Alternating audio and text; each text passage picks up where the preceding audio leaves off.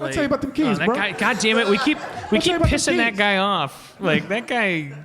The only thing he doesn't like is human fidelity. He doesn't care if I'm like breaking through to the inner rage. He's like, God damn it, I wanted to hear when season 4 is coming out. I don't know what it is. I do when it's done. I can't say. I can read I'll read an S&P note. We got our first S&P note from Rick and Morty. Hell yeah. And it seems kind of harmless to read it, I think. Let's see. Give me a Morty's butt is simply too large. It's so Give much. us a beat. It's so much more. Okay, what is it? Oh, if I just type Rick and Morty, is that?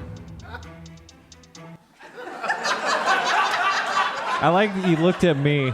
I don't know. I can't. Well, Read these notes to a beat. Read these notes to a beat. delivery status. I did want to talk about like I had this. I mean, my new favorite thing is Canadian horror podcasts. Like there's this podcast called the No Sleep Podcast. Yeah. Why are you guys okay? Probably. You're just they might you're like fans of it it. too. There's like 11 seasons of it, and I'm like on season 4. And I'm like the guy sounds exactly like Scott Thompson from Kids in the Hall, like so Canadian, and it's so funny. Like I swear, and I said to David Cummings, host of that podcast, like I want to just asterisk because like I don't like it when people are like they hit people and go like Dan Harmon made fun of you in his podcast or whatever, like that guy that was like up and disappeared or whatever. I mean, I will fly you first class to Los Angeles to be on the show and celebrate you. I love your fucking podcast. I go to sleep to it every night. And so now here's the part where you maybe I'm teasing, but it's like I just love this. Like it's this creepy pasta podcast. It's like and it just starts with this like creepy music and then this guy that sounds like Scott Thompson from Kids in the Hall goes like, as the darkness descends into the wilderness and your heart's nightmares come out to play, it's time to surrender to the horror. 'Cause tonight there will be no sleep. I just find it fascinating that there's absolutely no way to be effectively scary when you're that Canadian, which I want them to, but it's like, and the top of everything, it's like, he's like, this is welcome to episode 7 of season 3 of the No Sleep Podcast. A few orders of business. We're raising the price on the Patreon Silver package. Until tonight's chingly, spine-tingling terrors of terror are about 73 cents per spine tingle. Like, it's so fucking Canadian. He's so cost-effective and so... And like, oh, you all remember Otis Redis from our last thing. He's having some trouble. Without going into too much detail, he needs some help. There's a GoFundMe page, but the GoFundMe will always be like a weird Canadian version of GoFundMe. Like, there's a Royal Federation super PAC page of Sign in to help, guys. What? Oh no. Sorry. It's like, but without further ado, it's time for the terrifying tales. And I use it to. It's called the No Sleep Podcast. We literally sleep to it because it's so comforting. But he's adorable. I don't know if he wants to be adorable. Like he also like because I'm starting like back. I have like 7 seasons to go before I'm caught up. So I'm still at the era where he's like a new advent of the podcast. You'll notice on the website we have something new called trigger warnings. For those who don't know, trigger warnings are they're a spoiler-free advisory about the type of content that you may encounter during a scary tale designed to tingle your spine. And like, we always seek to frighten and terrify, but in a safe way that makes everyone happy.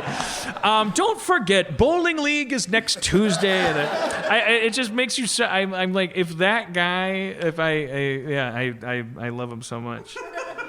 And so I hope, everyone's gonna be like, oh, he did an impression of you and all this stuff, and he'll like, I don't know, so I'm saying, like, please come on the podcast. Like, I will rose petals for you. I love you.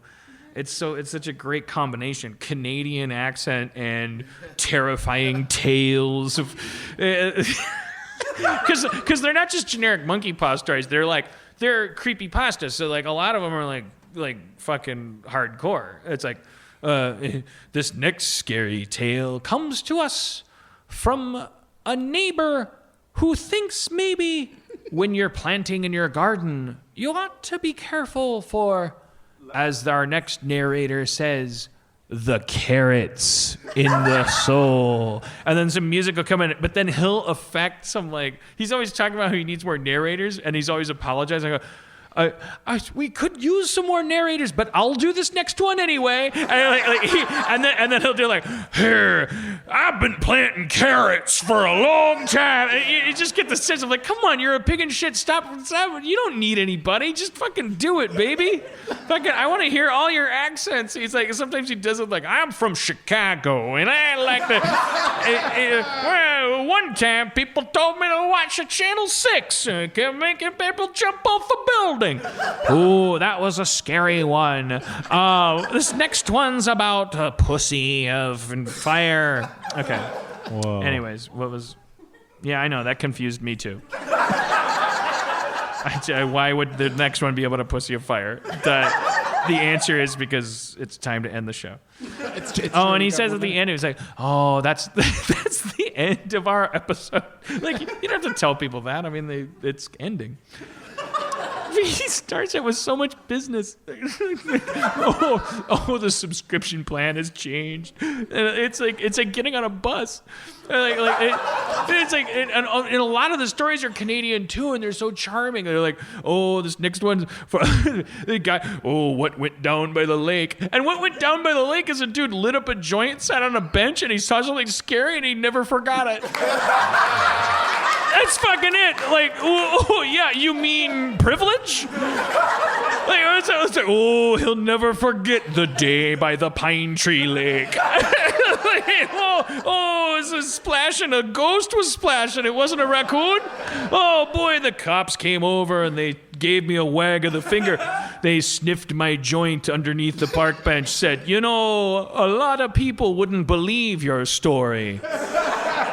But it ain't my job to judge you. And he walked away. But I'll never forget that spooky bench by the lake. But then they're interspersed with totally American, just like, I got raped on the dark web because I clicked on the wrong thing and fucking rabbits came in the window and raped my fucking rape flesh. Yeah, it's like, but they're read in the same place. Like, oh, and the rape flesh and the rape. Like, well, that brings us to the end of our stories. It's a glorious. Podcasting is the last section of the internet to have any fucking health to it. I am out of the rest of it.